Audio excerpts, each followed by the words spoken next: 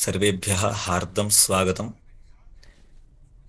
अस्माकं कार्यक्रमाणां सर्वेषां मार्गदर्शकाः आचार्याः कुलगुरवः इह उपस्थिताः सन्ति।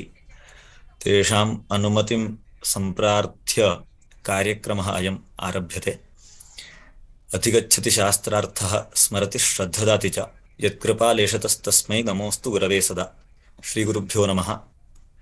कविकुलगुरु कालिदास संस्कृत विश्वविद्यालयस्य रजतोत्सवस्य अंगत्वेन शास्त्रविद्या गुरुकुलद्वारा शास्त्रदीपिका इति प्रकल्पान्तर्गतत्वेन शास्त्रव्याख्यानानि आयोज्यन्ते। तत्र व्याख्यानक्रमे इदं द्वितीयं कुसुममस्ति। तत्र उपस्थितेभ्यः भवद्भ्यः सर्वेभ्यः हार्दं स्वागतम् अहं व्याहरामि। सर्वोऽपि कार्यक्रमः किञ्चित् पूर्ववृत्तं पूर्वचिन्तनं च आदायैव प्रवर्तते। तद्वत् अयमपि कार्यक्रमः शास्त्रव्याख्यानरूपः किञ्चित् पूर्ववृत्तम् आदाय किञ्चित् चित्तवृत्तिं च आदाय प्रवर्तते। तत्सर्वम् अस्मान् उद्बोधयन्तु इति सर्वेषां विश्वविद्यालयीयप्रकल्पानां कारणीभूताः मूलस्रोतांसि कुलगुरवः आचार्याः पेन्ना मधुसूदनवर्याः मया सम्प्रार्थ्यन्ते। आचार्याः पेन्ना मधुसूदनवर्याः अस्य कार्यस्य प्रामुख्यम् अपेक्षाञ्च विवृण्वन्तु इति निवेदयामि।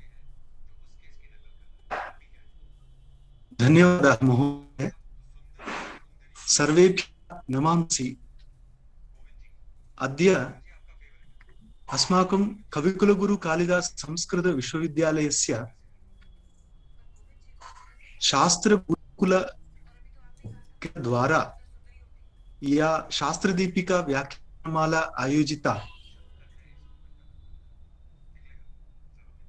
यमपि अद्वितीयम्। भवतां समये स्वागतम्।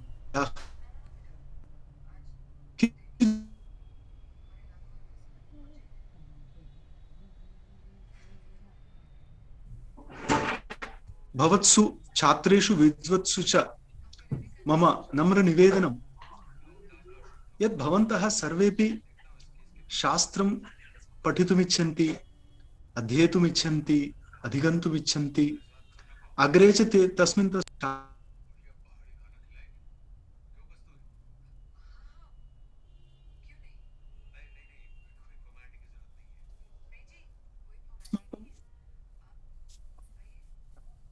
या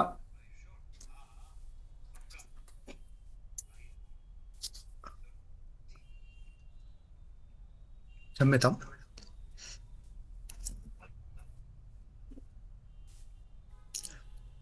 अस्माकं या शास्त्रपरम्परा वर्तते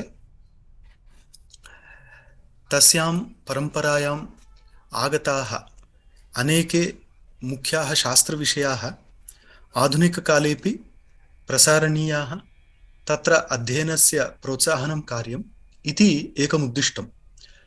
तद्दिशि अस्माकं विश्वविद्यालयेन शास्त्रगुरुकुलस्थापना कृता इति बहवः विदन्ति एव। तत्र शास्त्रगुरुकुलस्य विशिष्य कार्यमिदं यत् अस्माकं प्राचीनशास्त्राणाम् आधुनिकी प्रासंगिकता तथा नवीन छात्रनिर्माणम् अस्माकं एक्ट मध्ये भवति, तथा अस्माकं नवीन छात्रनिर्माणमिति।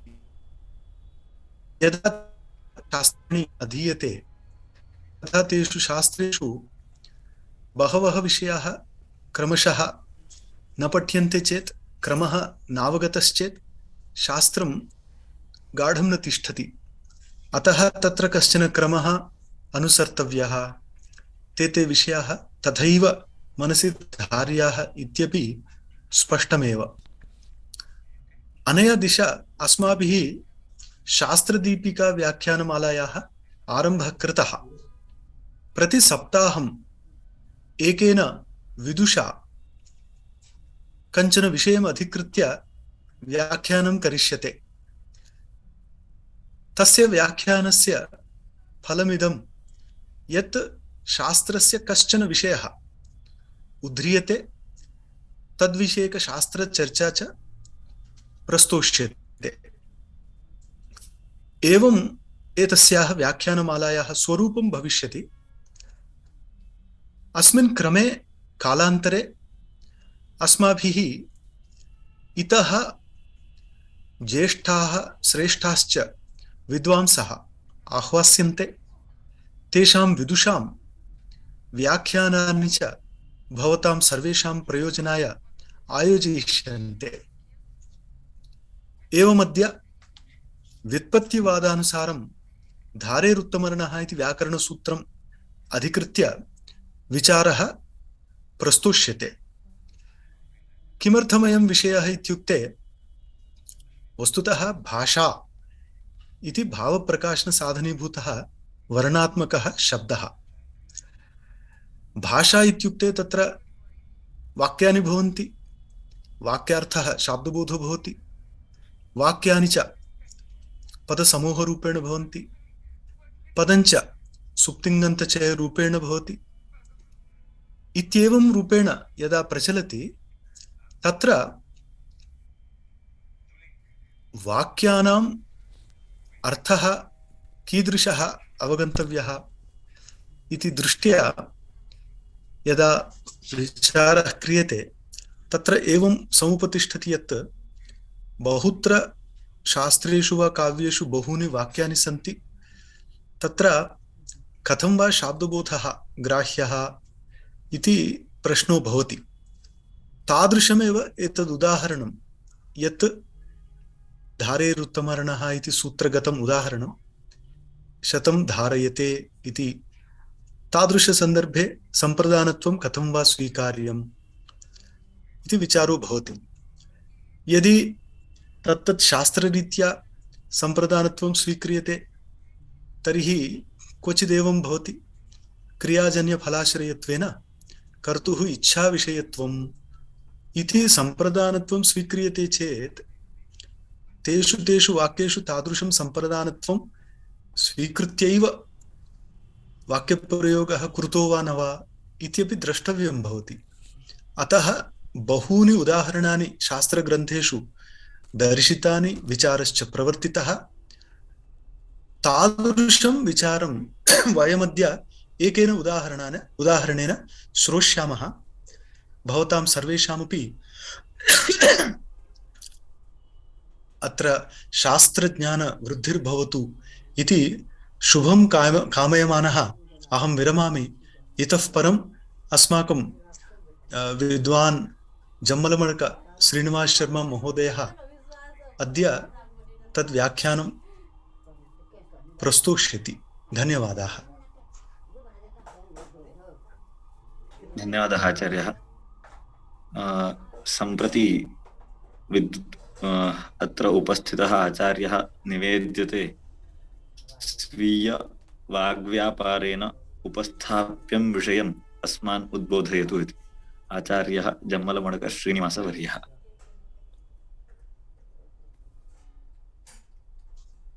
धन्यवादाः। गुरुर्ब्रह्मा गुरुर्विष्णुर्गुरुर्देवो महेश्वरः, गुरुः साक्षात् परं ब्रह्म, तस्मै श्री गुरवे नमः। नमः कणाद गौतमादिभ्यः तर्कविद्यासम्प्रदायकर्तृभ्यः वंशऋषिभ्यः नमो गुरुभ्यो महद्भ्यः। तत्र व्युत्पत्तिवादानुसारेण धारेरुत्तमर्णः इति सूत्रसम्बद्धः विचारः इति मया विवक्षितः विषयः अद्य। तत्र गदाधरभट्टाचार्याणां व्युत्पत्तिवादे कारकाणां कारकप्रकरणे विद्यमानानां सूत्राणां च स्वतन्त्रं व्याख्यानं विहितमस्ति। तत्र चतुर्थकारकस्य सम्प्रदानकारकस्य निरूपणावसरे एवं प्रसङ्गः तत्र लब्धः। विप्राय शतं धारयति इत्यादौ धारेरुत्तमर्णः इत्यादिना धनिकविप्रादेः सम्प्रदानता इति तत्र विचारः आरभ्यते। धारेरुत्तमर्णः इति सूत्रस्य भट्टोजी दीक्षितैः धारयतेः प्रयोगे उत्तमर्णः उक्तसंज्ञः स्यात् इति सूत्रार्थः कृतः अस्ति। उक्तसंज्ञः इत्यनेन संज्ञा तत्र विहिता अभिप्रेता, तथा च उत्तमर्णस्य संप्रदानसंज्ञा अनेन सूत्रेण विधीयते। संप्रदानतायाञ्च सत्यां चतुर्थी संप्रदाने इत्यनेन तद्वाचकपदोत्तरं नाम संज्ञक अर्थवाचकपदोत्तरं चतुर्थी विभक्ति विधीयते इति तत्र सूत्रार्थः भवति। तत्र उत्तमवर्णः नाम धनिकविप्रादेः इति तत्र दृश्यते ग्रन्थे इत्यतः धनिकविप्रादेः इति शब्दश्रवणेन तत्र ऋणदाता प्रकृते उत्तमवर्णः अभिप्रेतः, अधमवर्णश्च ऋणग्रहीता इति स्वीक्रियते। तथा च यदा विप्रः चैत्राय 100 रूप्यकं ऋणरूपेण ददाति तदा विप्रवाचकपदोत्तर विप्रस्य संप्रदानसंज्ञा भवति, तेन च तद्वाचकपदोत्तरं चतुर्थी विभक्ति भवति। तथा च विप्राय 100 धारयति चैत्रः इति प्रयोगः भवति। तर्हि अत्र धारी अर्थः कः? धृङ् अवस्था धारयति इति हि रूपं धृङ् अवस्थाने इत्यस्मात् धातोः निचितिपि भवति धारयति इति रूपं। तथा च अस्य अर्थनिर्णये सत्येव अत्र विप्रस्य कथं वा तत्र उत्तमवर्णत्वम् एवं चैत्रस्य कथं वा अधमवर्णत्वं नाम धारयतेः कर्तृत्वं धात्वर्थनिरूपितं कर्तृत्वं चैत्रस्य कथम् एवमेव चतुर्थी विभक्तेश्च कः अर्थः इति निर्णीतः भवति। अतः प्रकृते धारी अर्थः कः इति विचारः मुख्यः इति अत्र ग्रन्थे धृङ् अवस्थाने नाम तत्र धारयति इत्यत्र धात्वर्थनिर्णयः अत्र क्रियते। तत्र आदौ यदि द्रव्यान्तरदानम् अङ्गीकृत्य परदत्तद्रव्य आदानं धारयतेरर्थः इति स्वीक्रियते तदा आपाततः समन्वयः भवति विप्राय 100 धारयति चैत्रः इत्यत्र। तथा हि द्रव्यान्तरदानम् अङ्गीकृत्य इत्यस्य कः अर्थः इत्युक्तौ यदा ऋणं स्वीक्रियते तत्र किञ्चित् वृद्धिसहितं पुनः प्रत्यर्पणं कर्तव्यम् इति प्रतिज्ञा कर्तव्या, अभ्युपगमः तत्र अभिप्रीयते अपेक्षितः। तथा च द्रव्यान्तरदान अङ्गीकारः नाम प्रकृते वृद्धिसहित स्वीकृतधनस्य प्रत्यर्पण विषयकः अभ्युपगमः।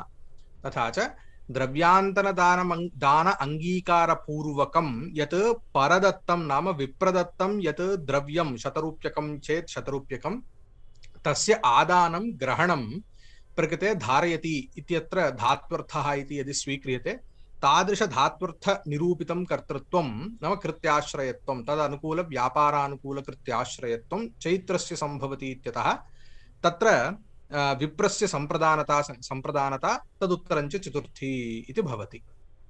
किन्तु एवं आपाततः समन्वयेपि आदानं नाम क्रिया च क्षणिका इति नैयायिकसिद्धान्तः।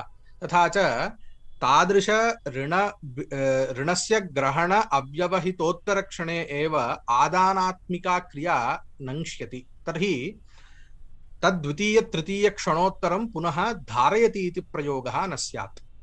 नाम ऋणस्य ग्रहण द्वित्रि क्षणोत्तरमेव पुनः धारयति इति प्रयोगः न स्यात्। इष्टापत्तिः इति तु वक्तुं नैव शक्यते, यतः यावत्पर्यन्तं चैत्रेण परिशोधनं न क्रियते। परिशोधनमित्यस्य प्रत्यर्पणं वृद्धिसहितस्य ऋणस्य प्रत्यर्पणं तत्र परिशोधनमित्यभिप्रीयते। तथा च यावत्पर्यन्तं नाम आपरिशोधनं धारयति इति प्रयोगः इष्टः भवति इत्यतः तत्र द्वित्रिक्षणोत्तरमेव तादृश प्रयोगः नैव कर्तुं शक्यते इत्यत्र इष्टापत्तिः नैव वक्तुं शक्यते। तर्हि अतः किं कर्तव्यम् इति चेत् तर्हि तत्र अवान्तर तत्र पक्षः भवति, अवान्तर मध्यस्थेन पुरुषेण किञ्चित् उच्यते। तर्हि तादृश आदानध्वंसः भवतु, नाम द्रव्यान्तरदानाङ्गीकारपूर्वक परदत्त द्रव्य आदानस्य ध्वंसः एव तत्र धारयति इत्यत्र धात्वर्थः। तर्हि ध्वंसस्तु तादृश आदानस्य उत्तरकालेऽपि विद्यते इत्यतः तादृशध्वंसपर्यन्तं धारयति इत्यत्र धात्वर्थः भवतु। तर्हि आपरिशोधनमपि एतादृशप्रयोगः उपपादयितुं शक्यते इति चेत् तदपि न सम्भवति। यतः तथा सति यदि ध्वंसपर्यन्तं धात्वर्थः स्वीक्रियते तर्हि तादृशध्वंसनिरूपितं कर्तृत्वं चैत्रादीनाम् उपपादयितुं नैव शक्यते इति। तर्हि तदुत्तरं पुनः शङ्का, तर्हि भवतु प्रकृते आदानं नाम इच्छाविशेषः।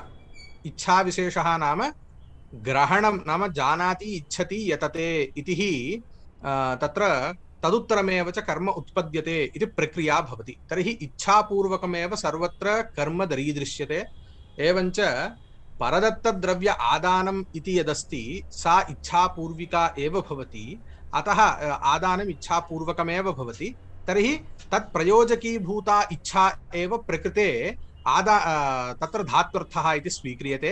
तादृश इच्छात्मक आदानध्वंसः, तादृश आदानध्वंसः यदि धात्वर्थः तन्निरूपितं कर्तृत्वं तु चैत्रादीनाम् उपपादयितुं शक्यते। यतः ध्वंसस्य प्रागभावस्य च स्वप्रतियोगि समवायिकारणवृत्तित्वम् इति हि नियमः। नाम ध्वंसः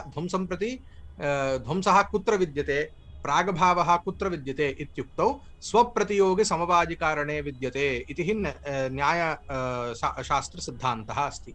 तथा च इदानीम् इच्छा ध्वंसं प्रति प्रतियोगी, इच्छाध्वंसं प्रति प्रतियोगी इच्छा च कुत्र विद्यते इत्युक्तौ आत्मनि। तर्हि तत् समवायिकारणम् आत्मा। तर्हि तस्मिन्नेव आत्मनि ध्वंसोऽपि विद्यते इत्यागच्छति। तथा च इच्छाध्वंसकर्तृत्वं च इच्छाध्वंसाश्रयत्वं तादृशं च कर्तृत्वं चैत्रादीनाम् अस्त्येवेत्यतः तत्र धारयति इति प्रयोगः। तथा च तादृशधात्वर्थनिरूपितं कर्तृत्वं चैत्रादीनां सम्भवति इत्यतः विप्रायशतं धारयति इति प्रयोगः उपपादयितुं शक्यते इति चेत् तदपि न सम्भवति। यतः ध्वंसः सादिः अनन्तश्च, सादिरनन्तः प्रध्वंसाभावः इति उच्यते। तर्हि ध्वंसस्य उत्पत्तिरस्ति किन्तु तस्य नाशः पुनः न भवति इति न्यायसिद्धान्तः। यदि इच्छाध्वंसः अथवा आदानध्वंसः एव यदि धारयति इत्यत्र धात्वर्थः स्यात् तर्हि परिशोधनोत्तरमपि, नाम यदि ऋणस्य प्रत्यर्पणोत्तरमपि तादृश आदानध्वंसः अस्त्येव, आदानध्वंसः अनन्तः भवति इत्यतः परिशोधनोत्तरमपि धारयति इति प्रयोगः स्यात्। नाम प्रकृते विप्रायशतं धारयति इति प्रयोगः चैत्रः, विप्रायशतं धारयति चैत्रः इति प्रयोगः कियत्पर्यन्तम् इष्यते इत्युक्तौ यावत्पर्यन्तं चैत्रः तादृशशतरूप्यकस्य ऋणस्य वृद्धिसहितस्य प्रत्यर्पणं करिष्यति तावत्पर्यन्तमेव इष्यते। तदुत्तरं नेष्यते, तत्पूर्वं वा नेष्यते इति अपेक्षा। प्रकृते यदि आदानध्वंसः, तादृशादानध्वंसः यदि धात्वर्थः स्यात् तर्हि परिशोधनोत्तरमपि प्रत्यर्पणोत्तरमपि पुनः तादृशप्रयोगः तथैव स्यादित्यापत्तिः। अतः तादृश आदानध्वंसः एव धात्वर्थः इत्यपि न युक्तम्। तर्हि तदुत्तरं पुनः आशंका, परिशोधनप्रागभावविशिष्टः तादृश आदानध्वंसः। नाम परिशोधनप्रागभावविशिष्टः द्रव्यान्तरदानाङ्गीकारपूर्वकपरदत्तद्रव्यादानध्वंसः एव धारयति इत्यत्र धात्वर्थः भवतु। परिशोधनप्रागभावश्च कियत्पर्यन्तं तिष्ठति इत्युक्तौ परिशोधनपर्यन्तं तिष्ठति। नाम ऋणस्य प्रत्यर्पणपर्यन्तं तत्र प्रत्यर्पणप्रागभावः, परिशोधनप्रागभावस्तिष्ठति। तदुत्तरं च तादृशप्रागभावः नङ्क्ष्यति। तर्हि यतः अनादिः शान्तः अनादिः शान्तः भवति प्रागभावः, तर्हि तस्य नाशः परिशोधनोत्तरं भवति, प्रागभावस्य नाशः परिशोधनोत्तरं भवति इत्यतः परिशोधनप्रागभावविशिष्टः यः आदानध्वंसः सः परिशोधनपर्यन्तमेव अस्ति इत्यतः परिशोधनोत्तरं पुनः धारयति इति प्रयोगः नैव भवितुमर्हति इति चेत् पुनः अन्यत्र कश्चन क्लेशः भवति। तत्र एवम् अवस्था, उदाहरणम् एवं स्वीक्रियते, यथा प्रथममासी किञ्चित् ऋणं स्वीकृतं, द्वितीयमासे च तस्य प्रत्यर्पणं कृतं, तृतीयमासे किमपि ऋणं न स्वीकृतं, पुनश्चतुर्थमासे पुनः ऋणं स्वीकृतं, पञ्चममासे च ऋणस्य प्रत्यर्पणं कृतम्। एतस्याम् अवस्थायां सत्यां तृतीयमासे धारयति इति प्रयोगः नेष्यते। किन्तु इदानीं धात्वर्थः कथं निर्णीतः इत्युक्तौ परिशोधनप्रागभावविशिष्टः तादृश आदानध्वंसः इति। इदानीं चतुर्थमासे करिष्यमाण परिशोधनस्य प्रागभावः तृतीयमासे अस्ति, प्रथममासे कृतस्य आदानध्वंसस्तु तृतीयमासे अस्ति इत्यतः तादृश आदानध्वंसविशिष्टः तादृश परिशोधनप्रागभावः तृतीयमासे अस्ति इति तृतीयमासेऽपि विप्रायशतं धारयति चैत्रः इति प्रयोगापत्तिः। इत्यतः केवलं परिशोधनप्रागभावविशिष्ट तादृश आदानध्वंसः धात्वर्थः इति उपपादयितुं नैव शक्यते। तर्हि अत्र कश्चन परिष्कारः, परिशोधने परिष्कारः क्रियते। नाम पूर्वं कथमासीत् इत्युक्तौ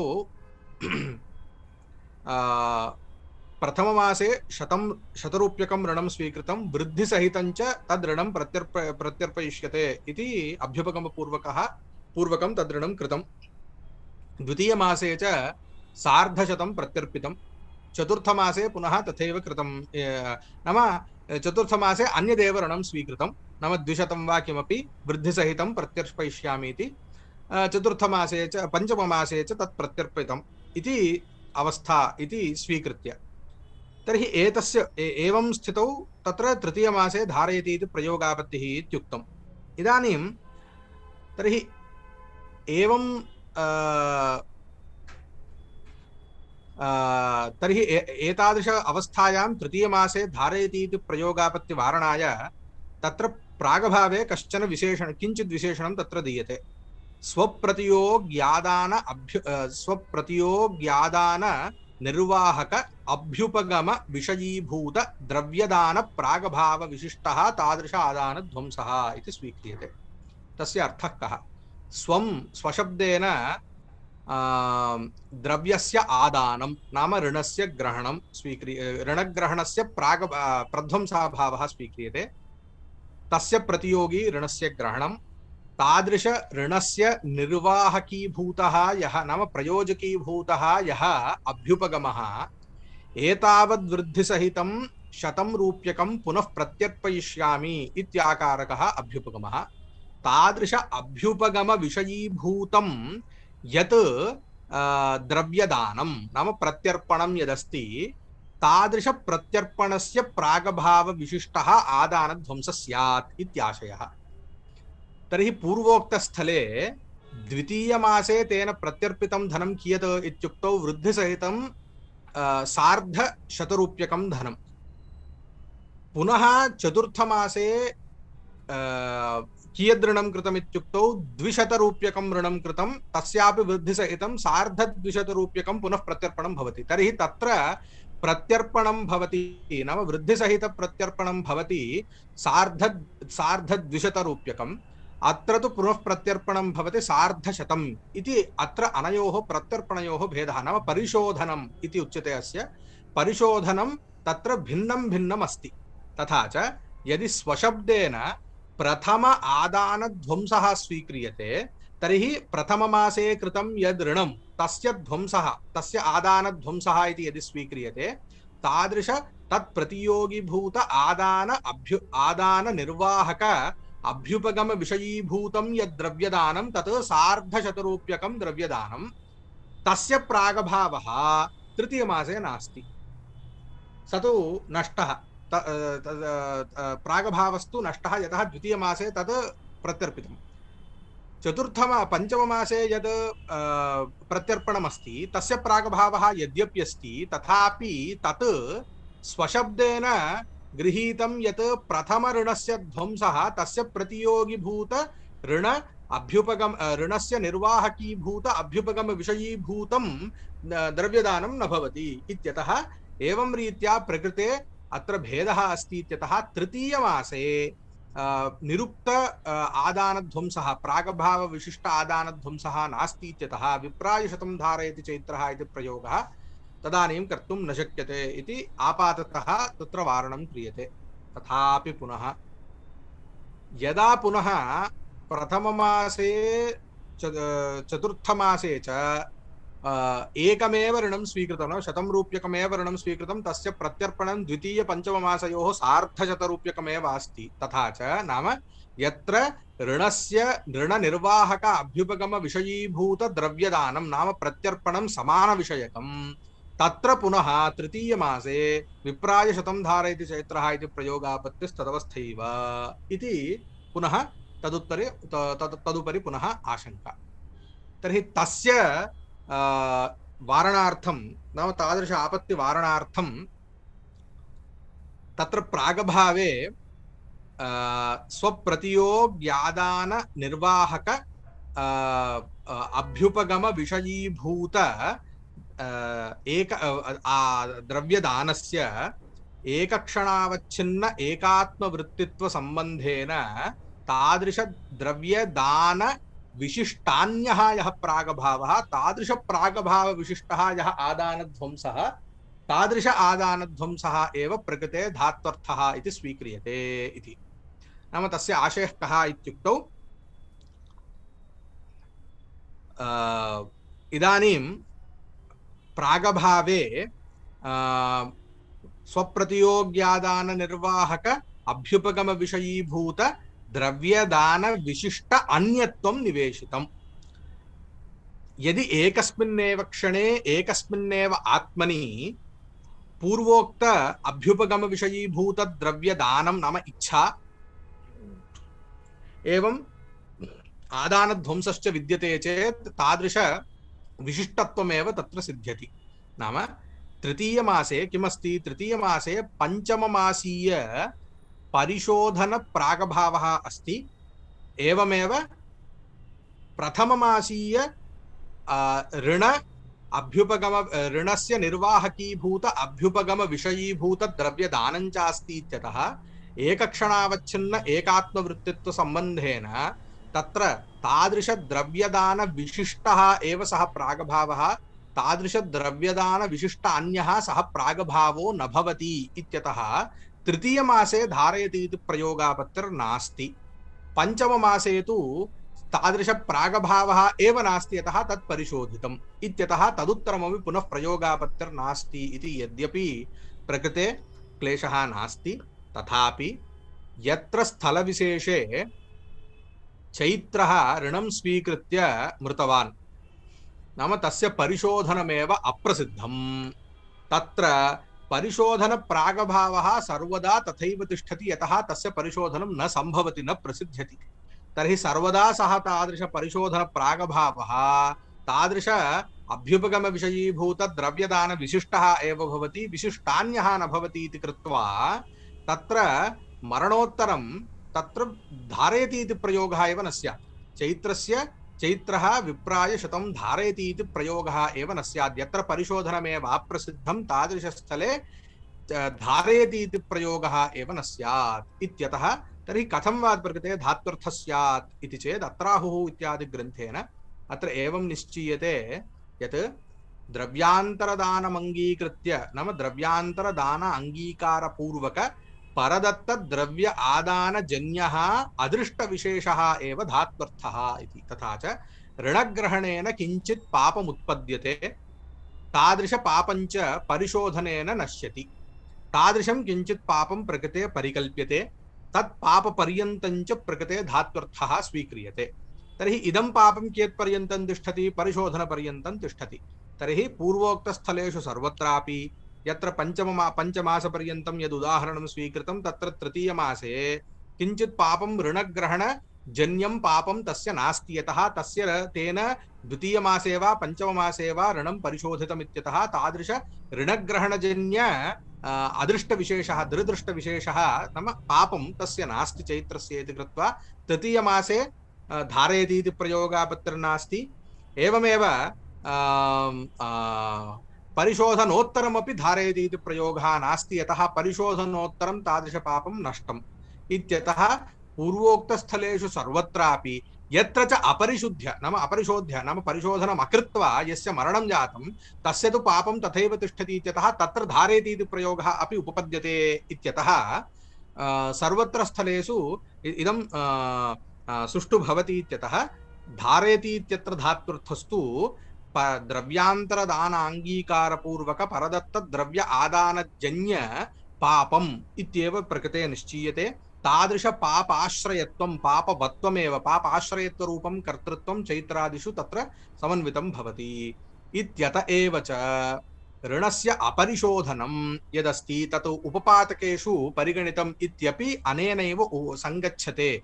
उपपादकमध्येषु अस्य परिगणना अपि अनयैव रीत्या संगच्छते इत्यपि तत्र गदाधरभट्टाचार्यैः निरूपितमस्ति। तथा च विप्रायशतं तर्हि एवं रीत्या धात्वर्थस्तु निर्णीतः।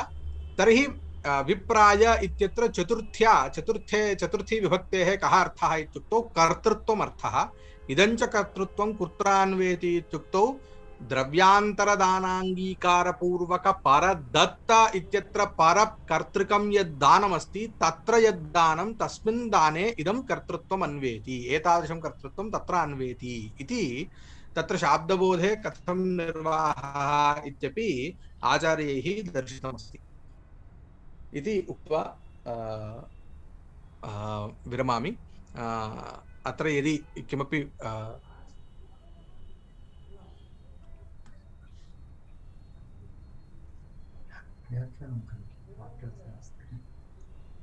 यदि आचार्याणां किमपि अस्ति चेत्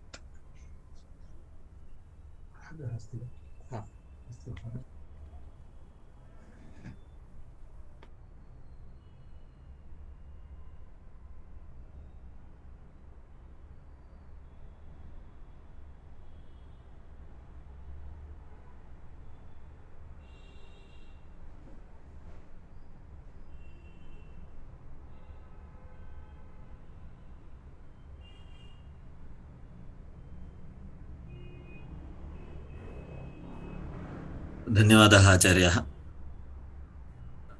अस्य गुरुकुलप्रकल्पस्य सञ्चालकाः इह उपस्थिताः सन्ति परागजोषिवर्याः। तान् इह उद्बोधनेन वाक्यद्वयेन तोषयन्तु इति निवेदयामि।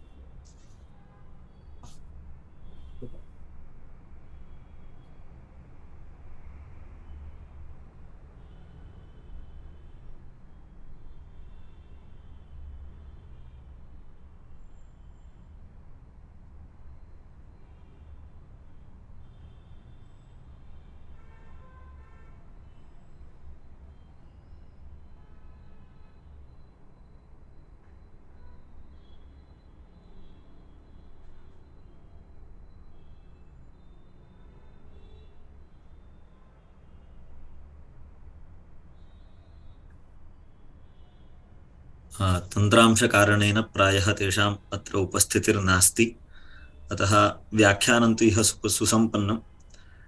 शान्तिमन्त्रेण वयं सत्रमिमं समापयामः।